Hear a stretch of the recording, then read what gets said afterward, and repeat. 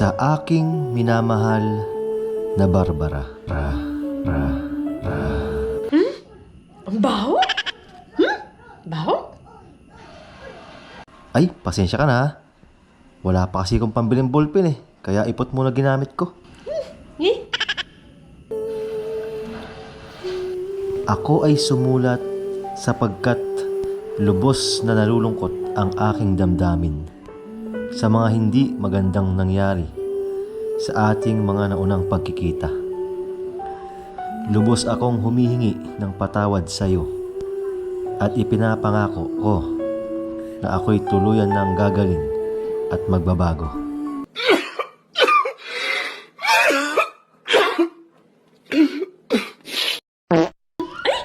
Baho? Bayan? Ay, sorry ha. May ubo ako ngayon pero pagaling na to. Eh? Ako rin ay napasulat dahil may maganda akong balita.